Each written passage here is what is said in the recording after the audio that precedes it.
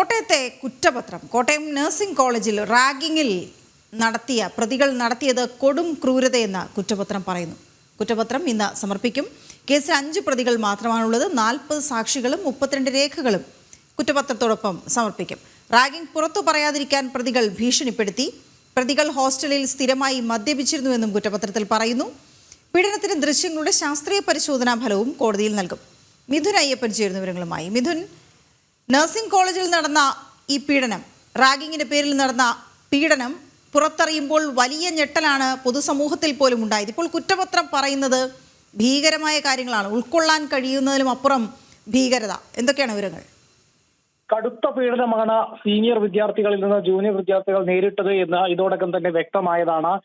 ഇരകളാക്കപ്പെട്ടവരുടെ മൊഴി ഉണ്ടായിരുന്നു, പുറത്തു വന്ന ദൃശ്യങ്ങൾ ഉണ്ടായിരുന്നു, അത്തരത്തിൽ പലവിധ വിവരങ്ങൾ പുറത്തു വന്നിരുന്നു. ഇതെല്ലാം അടിസ്ഥാനത്തിൽ ഈ സീനിയർ വിദ്യാർത്ഥികൾ അതിക്രൂരമായി ജൂനിയർ വിദ്യാർത്ഥികളെ പീഡിപ്പിച്ചിരുന്നു, വിവിധ കാര്യങ്ങൾ ഉന്നയിച്ചുകൊണ്ട് പീഡിപ്പിച്ചിരുന്നു എന്നതെല്ലാം തന്നെ വ്യക്തമായതാണ്. പുറത്തു വന്ന വിവരങ്ങളെ സാധൂകരിക്കുന്ന തരത്തിലുള്ള കുറ്റപത്രത്തിലേക്കാണ് ഇപ്പോൾ അന്വേഷണ സംഘം എത്തിയിരിക്കുന്നത്. ഏറ്റുമാനൂർ കോടതിയിൽ ഉടൻ തന്നെ അന്വേഷണ സംഘം ഈ കുറ്റപത്രം സമർപ്പിക്കും. 40 സാക്ഷികളും 32 രേഖകളും ഈ കുറ്റപത്രത്തിനൊപ്പം സമർപ്പിക്കുന്നുണ്ട്. പ്രതികൾ നടത്തിയത് ഒരു കൊടും ക്രൂരത എന്ന് കുറ്റപത്രം പറയുന്നുണ്ട്. ഏതാണ്ട് 4 മാസത്തോളം കാലമാണ് ഈ പീഡനം നീണ്ടുനിന്നത്. ആതുര സേവനത്തിന് മാതൃകയാവേണ്ടവർ നടത്തിയത് വലിയൊരു പീഡനം തന്നെയാണ് എന്ന് കുറ്റപത്രത്തിൽ പറയുന്നു. മാത്രമല്ല, ഈ റാഗിംഗ് പുറത്തു പറയാതിരിക്കാൻ പ്രതികൾ ഭീഷണിപ്പെടുത്തിയിരുന്നു. ഈ ഹോസ്റ്റൽ ഒരു മദ്യപാന കേന്ദ്രമാക്കി ഈ പ്രതികൾ മാറ്റിയിരുന്നു എന്നെല്ലാമാണ് ഇതിൽ നിന്ന് പറയുന്നത്. മാത്രമല്ല, ഏറ്റവും പ്രധാനപ്പെട്ട തെളിവായി പറയുന്നത് പീഡനത്തിന്റെ ദൃശ്യങ്ങളാണ്, പുറത്തു വന്ന ദൃശ്യങ്ങളാണ്. ആ ദൃശ്യങ്ങളുടെ ശാസ്ത്രീയ പരിശോധനാ ഫലവും കോടതിയിൽ സമർപ്പിച്ചിട്ടുണ്ട്. മറ്റ് ശാസ്ത്രീയ തെളിവുകൾ ശേഖരിച്ചിട്ടുണ്ട്. ഇത്തരത്തിൽ പീഡനത്തിന് ഉപയോഗിച്ച വസ്തുക്കളുണ്ട്, അത് ഹോസ്റ്റലിൽ നിന്ന് കണ്ടെത്തിയിരുന്നു. ഇത്തരത്തിൽ വിശദമായിട്ടുള്ള ഒരു കുറ്റപത്രത്തിലേക്കാണ് അന്വേഷണ സംഘം കടന്നിട്ടുള്ളത്. മറ്റൊന്ന്, ഏറ്റവും പ്രധാനപ്പെട്ട കാര്യം, ഈ 5 പ്രതികളിൽ മാത്രമായി കുറ്റപത്രം ഒതുക്കുന്നു എന്നുള്ളതാണ്. നേരത്തെ തന്നെ വിമർശനം ഉണ്ടായിരുന്നു. കോളേജ് അധികൃതർക്കും ഹോസ്റ്റൽ ചുമതലക്കാരനുമെല്ലാം ഇതിൽ പ്രതി ചേർക്കണം, അവരുടെ അറിവോടെയാണ്, അല്ലെങ്കിൽ അവർ കുറ്റകരമായിട്ടുള്ള അനാസ്ഥയിൽ നടത്തിയിട്ടുണ്ട്, അതുകൊണ്ട് തന്നെ അവരെയും പ്രതിയായി കണക്കാക്കണം എന്നുള്ള രീതിയിൽ വിമർശനം വിവിധ രാഷ്ട്രീയ കക്ഷികൾ ഉന്നയിച്ചിരുന്നു. പക്ഷേ ഇപ്പോൾ അന്വേഷണ സംഘം പ്രത്യക്ഷത്തിൽ ഈ ആക്രമണത്തിൽ അല്ലെങ്കിൽ ഈ ഒരു റാഗിങ്ങിൽ പങ്കാളികളായിട്ടുള്ള ഈ പ്രതികളായിട്ടുള്ള 5 വിദ്യാർത്ഥികളിൽ മാത്രമാണ് പ്രതിപട്ടിക ഒതുക്കിയിരിക്കുന്നത്. കോളേജ് അധികൃതരോ അതുപോലെ തന്നെ നിലവിൽ സസ്പെൻഷൻ ലഭിച്ചിട്ടുള്ള കോളേജ് പ്രിൻസിപ്പൽ, വൈസ് പ്രിൻസിപ്പൽ അടക്കമുള്ളവർക്ക് അവരെ ഈ കേസിന്റെ ഭാഗമാക്കിയിട്ടില്ല എന്നുള്ളതാണ് മനസ്സിലാക്കുന്നത്.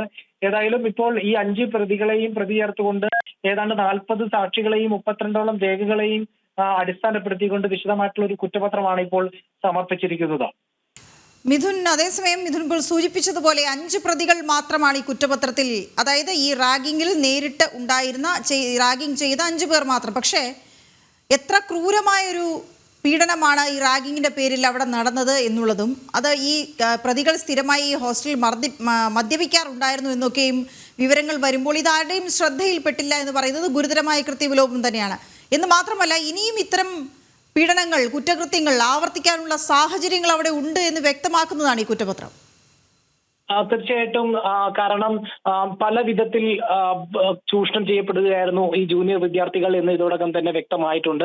പ്രത്യേകിച്ച് ഇപ്പോൾ ഇത് പുറത്തു വന്ന ദൃശ്യങ്ങളിലുള്ള പീഡനമടക്കം ഈ വിദ്യാർത്ഥിയുടെ പിറന്നാളിന് ട്രീറ്റ് ചെയ്തില്ല എന്നതിന്റെ പേരിൽ ആണ് ഇത്തരത്തിൽ ഒരു പീഡനമെല്ലാം നടന്നത്. വലിയ രീതിയിൽ പണപ്പിരിവ് ഇവിടെ നടന്നിരുന്നു. ഈ പ്രതികളിൽ ഒരാളുടെ മൊബൈൽ ഫോണിലേക്ക് ഓൺലൈനായി പണപ്പിരിവ് നടത്തിയിരുന്നു. മദ്യപിക്കുന്നതിന് വേണ്ടിയിട്ടാണ് ഈ പണപ്പിരിവ് നടത്തിയിരുന്നത്. അതോടൊപ്പം തന്നെ ഇത്തരത്തിൽ ഇക്കാര്യങ്ങളെല്ലാം ചൂണ്ടിക്കാട്ടിയാണ് വലിയ രീതിയിലുള്ള പീഡനം നടന്നത് എന്നുള്ളത് ഇതോടകം തന്നെ വ്യക്തമായിരുന്നു. മാത്രമല്ല, ഈ ഹോസ്റ്റലിൽ കൃത്യമായി ഒരു നിരീക്ഷണ സംവിധാനം ഉണ്ടായിരുന്നില്ല. ഒരു താൽക്കാലിക ജീവനക്കാരൻ, ഒരു ഹോസ്റ്റൽ വാർഡൻ എന്നുള്ള നിലയ്ക്കല്ലാതെ ഒരു സുരക്ഷാ ജീവനക്കാരൻ മാത്രമാണ് ഹോസ്റ്റലിൽ ഉണ്ടായിരുന്നത്. മറ്റാരും തന്നെ ഇക്കാര്യങ്ങളിൽ നോക്കാനോ അല്ലെങ്കിൽ വിദ്യാർത്ഥികളെ ഏതെങ്കിലും തരത്തിൽ നിയന്ത്രിക്കാനോ ഒന്നും സുരക്ഷാ വിഷയങ്ങളിലടക്കം തന്നെ കൃത്യമായിട്ടുള്ള നടപടി എടുക്കുന്നതിന് വേണ്ടിയിട്ടുള്ള ആരും ഹോസ്റ്റലിൽ ഉണ്ടായിരുന്നില്ല. അത്തരത്തിൽ ആരെയും ചുമതലപ്പെടുത്തിയിരുന്നില്ല. മാത്രമല്ല ഈ 4 മാസത്തോളം തുടർച്ചയായി ഇത്തരത്തിലുള്ള ഒരു പീഡനം നടന്നിട്ടും കോളേജ് അധികൃതർ അറിഞ്ഞിരുന്നില്ല എന്നുള്ളത് വളരെ രീതിയിലുള്ള അപൂർവം എന്ന് തന്നെ കരുതുന്ന, അല്ലെങ്കിൽ വിശ്വസനീയമല്ലാത്തൊരു രീതിയായിട്ടാണ് എല്ലാവരും വിലയിരുത്തിയത്. അത്തരത്തിലുള്ള വിമർശനങ്ങൾ തന്നെ ഉയർന്നിരുന്നു. പക്ഷേ ഏതായാലും കുറ്റപത്രം ഈ വിഷയത്തിൽ ഈ കാര്യങ്ങൾ പരിഗണിച്ചിട്ടില്ല എന്നുള്ളതാണ് മനസ്സിലാക്കാൻ സാധിക്കുന്നത്.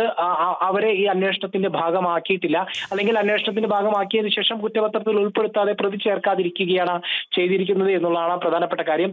ഏതായാലും ഹോസ്റ്റലുകളിൽ ഇത്തരത്തിലുള്ള റാഗിങ്ങൾ നടക്കുന്നുണ്ട്, അല്ലെങ്കിൽ തുടർന്ന് നടക്കാനുള്ള സാധ്യതകൾ തള്ളിക്കളയാനാവാത്ത വിധമാണ് ഇപ്പോൾ കുറ്റപത്രത്തിലെ കണ്ടെത്തലുകളെല്ലാം തന്നെ വഴി ചൂണ്ടുന്നത്. ഓക്കെ, ശരി മിഥുൻ. കോട്ടയം നഴ്സിംഗ് കോളേജിലെ റാഗിംഗ് കേസിലാണ് ഇപ്പോൾ കുറ്റപത്രം സമർപ്പിക്കാൻ പോകുന്നത്. പ്രതികൾ നടത്തിയത് കൊടും ക്രൂരതയെന്ന കുറ്റപത്രത്തിൽ പറയുന്നു. കേസിൽ 5 പ്രതികൾ മാത്രമേ ഉള്ളൂ.